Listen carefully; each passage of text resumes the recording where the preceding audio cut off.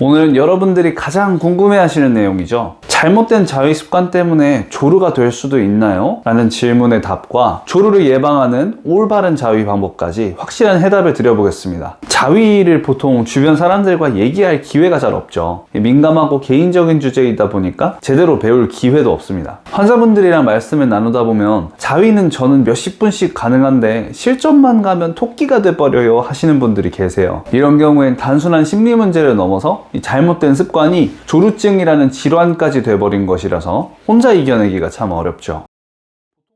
보통 몇 분부터 조루라고 할 것 같으세요? 이렇게 여쭤보면 3분 아니면 5분이라고 많이 대답하시죠. 놀라운 사실은 우리나라만 그런 게 아니라 이 세계 평균의 성관계 시간이 5.4분이랍니다. 그런데 우리 유튜브 댓글들이나 커뮤니티 그리고 뉴스 기사들 댓글들 보면은 관계하는 시간이 30분이니 1시간이니 이런 말들이 많이 보이죠. 당연히 사람들을 쭉 줄 세워보면은 180cm도 있고 190cm도 있기 마련이에요. 이 5분은 평균이 그렇다는 말입니다. 그러니까 이 조루증을 구분하는 기준이 이게 몇 분이냐는 사실 큰 의미는 없다는 거예요. 상대와 이게 충분한 교감이나 만족이 없이 짧은 시간에 끝나버렸다면 그거는 조루증에 준하는 관리를 해야 된다는 것이죠. 같이 얼마나 만족하느냐가 핵심입니다. 다만 내가 원할 때 적절히 사정 타이밍을 조절할 수 있게 된다면 금상첨화겠죠.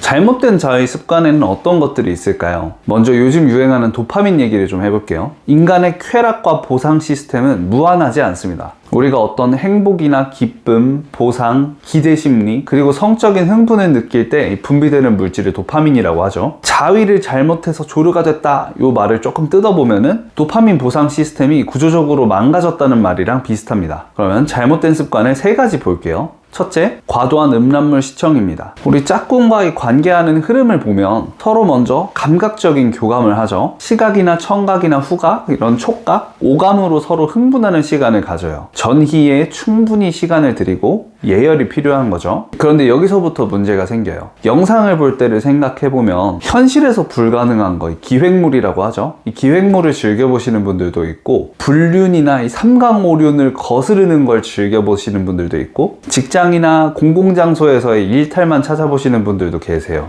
본인의 패티쉬라고 하죠. 자극을 바로바로 채워버리는 이 청각물들을 보게 되는 거예요. 이미 시작부터 이 뇌의 흥분 수치가 맥시멈으로 가는 거죠. 일하랴, 애보랴, 공부하랴, 스트레스 잔뜩 받은 상태에서 만족도 시켜줘야지 내 몸은 힘들지. 그러니까 더 심한 경우에는 아예 이제 시작도 안 되는 발기부전이 되기도 하고 시작은 되더라도 조절이 안 돼서 바로 발사해버리는 조루증이 되기도 하는 거죠. 둘째는 특정 부위만 집중 자극하는 습관입니다. 보통은 우리 귀두 부분이 제일 예민하죠. 혼자 자위할 때 이 귀두만 집중 공략하시는 분들이 있어요. 꼭 귀두가 아니더라도 본인이 제일 민감한 성감대만 집중적으로 자극하는 경우가 있는데요. 이런 습관이 음란물과 결합이 되면 조금 더 심해져요. 영상 자극도 아까 맥시멈이라고 했죠. 근데 우리가 쾌락을 극도로 느끼기 위해서 귀두만 또 강하게 자극해요. 꼬집고 심한 분들은 바닥에 마찰을 시키고 물체에다가 부비시는 분들도 있고 자위기구 강도를 엄청 강하게 해서 이용하시기도 하죠. 이러면 우리 뇌에 문신이 새겨지는 거예요. 성적인 자극이 오감을 통해서 들어오면 귀두의 자극이 들어오게 되고 사정을 한다. 이 순서대로 반응이 반사처럼 입력이 되는 겁니다. 그러니까 실전에서도 반사 반응이 일어나서 사정 시간이 너무 빨라지는 거예요. 그러니까 천천히 성기 주변부, 뿌리부터 그리고 기둥, 귀두 끝까지 고루고루 자극하는 것이 좋겠죠. 셋째는 빨리 끝내버리려는 습관입니다. 자위하시는 분들 얘기 들어보면 의무감으로 매일 이제 같은 시간에 의식처럼 하시는 분들이 계세요. 우리 간식 먹는 거나 담배 피는 거, 술 마시는 것처럼 자위도 중독이 있거든요. 그 시간에 하지 않으면 뭔가 좀 허전하고 해야만 하고 자야 될 것 같은 그 느낌을 갖습니다. 조루는 이럴 때 위험해요. 짬을 내서 내가 억지로 한다든가 시간에 쫓겨서 자위를 하다 보니까 천천히 여유를 가지지 못하고 자극적인 장면만 빨리빨리 반복해서 보기도 해요. 이 앞에 3가지가 결합이 된 문제가 최악이겠죠. 그런데 조루증으로 고생하시는 분들 보면 이 3개가 보통 같이 나타나 버립니다. 앞으로 소개해드릴 5가지 방법은 여러 성 전문가들의 연구를 바탕으로 정리한 겁니다. 음란물 노출이 요즘 진짜 쉽죠. 아주 좋은 효과를 낼 수 있으니까 꼭 기억해 주세요. 1번, 나만의 공간에서만 한다. 혼자 쓰는 집 컴퓨터에서만 여유를 잘 가지시는 경우는 해당되지 않겠죠. 우리가 급하게 샤워를 하면서 끝내버리거나 충동적으로 외출을 해서 화장실이나 다른 장소에서 빨리 해치워야 된다던가 가족들 몰래 해야 된다던가 이런 경우 모두 조루증에 좋지 않습니다. 조루를 예방하려면 충분히 100% 릴렉스할 수 있는 개인 공간이 필요해요. 2번, 성감대가 아닌 다른 부위를 먼저 자극한다. 예를 들면 귀두보다는 성기 뿌리부터 먼저 자극한다는 거예요. 보통 이제 흥분되는 장면을 상상하거나 영상을 보게 되면 빨리 가장 기분 좋은 부위를 자극하고 싶어지죠. 그런데 이미 조루증을 겪고 있거나 조금 걱정이 되신다면 이럴 때 의도적으로 주변 부분부터 먼저 천천히 자극하는 것이 훨씬 좋아요. 시작하기 전에 사타구니 주변이나 뭐 하복부나 이런 성기 주변을 따뜻하게 해서 5분에서 10분 정도 마사지하고 하는 것도 효과가 좋아요.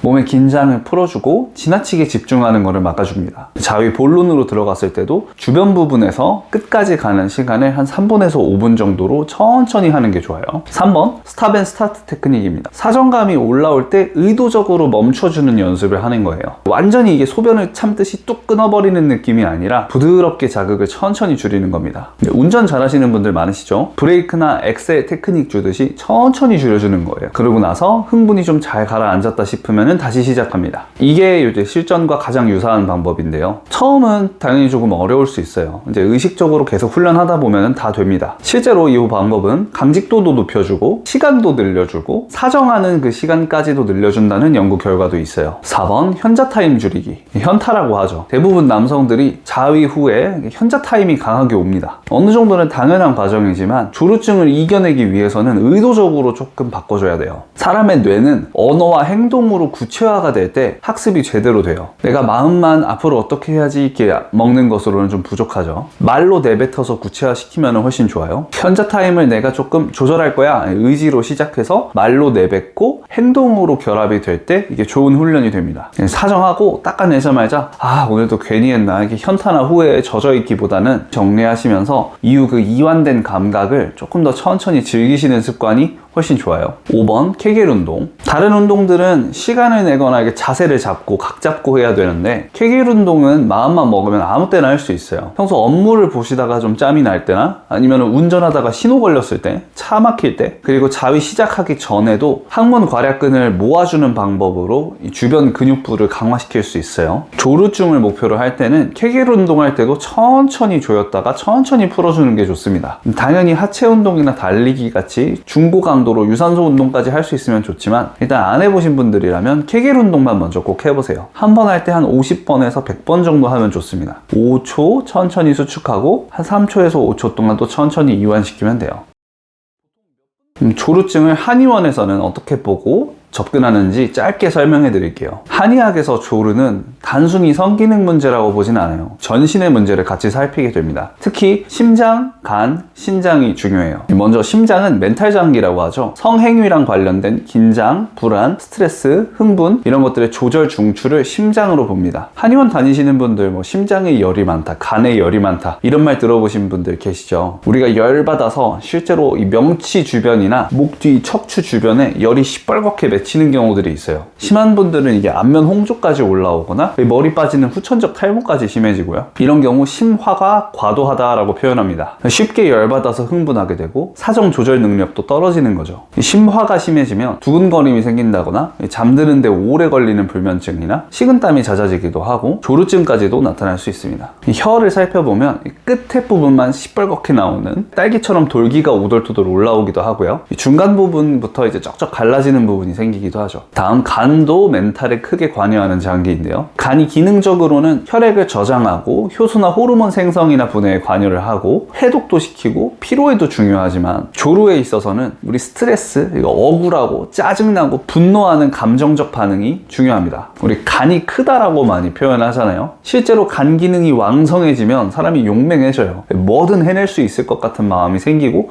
평소보다는 마음이 조금 더 넉넉하고 커지는 거죠. 근데 우리가 억울함이 쌓이거나 어디서 태움을 당하고 오거나 쪼임을 당하면 의지를 잘 펴지 못하고 이제 그렇게 지내게 되죠. 그때 이제 간에 기나 열이 울체된다고 표현을 해요. 억울된다라고 합니다. 간 기능이 실제로 그래서 쭈그러들어요. 간이 콩알만해진다고 하죠. 그래서 화병이라고 하면 이 간과 심장에 경보가 울리는 거예요. 또 음낭이나 이 사타구니 주변 자꾸 축축해지시는 분들이 있어요. 뭐 가려움증도 생기고 여기저기 또 입도 자주 마르고 쓴맛도 올라온다 하면은 간에 습열이 있는지를 꼭 확인해 봐야 됩니다. 이 습열도 조루의 주된 법인이 돼요. 양치를 또 잘 해서 닦아내도 혀에 노랗게 하얗게 태가 많이 끼시는 분들이 있는데 이런 분들도 습열을 의심을 해봐야 됩니다. 한번 거울 보고 혀 확인해 보세요. 그리고 신장은 콩팥이라고 하죠. 이 생식 기능과 정을 주관하는 기관입니다. 정자, 정액 할 때 그 정이에요. 신장이 튼튼해야지 전기를 잘 저장하고 조절도 잘하고 배출도 원활하게 할 수 있는 거예요. 선천적으로 허약한 사람도 이 심기능에 문제가 생길 수 있고 성생활을 너무 방탕하게 하거나 자위도 포함해서요. 과로를 맨날 하고 늦게 맨날 자고 새벽에 자고 이런 사람들은 이 신장 기능의 회복이 계속 미뤄집니다. 이제 그렇게 지내다 보니까 조루나 발기부전 같은 성기능 장애로 티가 나는 거죠. 몸에서 이제 발산시키는 플러스 기능들을 양이라고 표현을 하고 수렴하고 안정시키는 마이너스 기능들을 음이라고 표현하는데요. 사람에 따라서 신양허가 조루의 문제가 되기도 하고 신음허가 문제가 되기도 해요. 우리 개인별 체질을 좀 정확히 알고 신양허, 신음허 같이 이런 플러스 마이너스를 다르게 처치를 하면 빨리 좋아지는데요. 체질과 관련된 자세한 내용들은 다음 기회에 소개해 드려 보겠습니다. 한의학적으로 조루는 단순히 시간만 늘려주면 해결된다고 보지는 않아요. 앞에서 말씀드린 심, 간, 신의 안정, 오장육부들의 조화, 내 체질적인 약점 이런 것들을 종합적으로 개선하다 보면은 자연스럽게 낫는다고 보는 게 오히려 더 정확하죠. 앞에서 소개해드린 습관들로 조루에 안 좋은 것들은 개선시키는 게 우선이고요. 내가 환경적으로나 좀 노력이 부족해서 혼자 하기가 힘들다 하는 경우에는 치료를 통해서 도움받으시는 게 훨씬 더 쉽겠죠.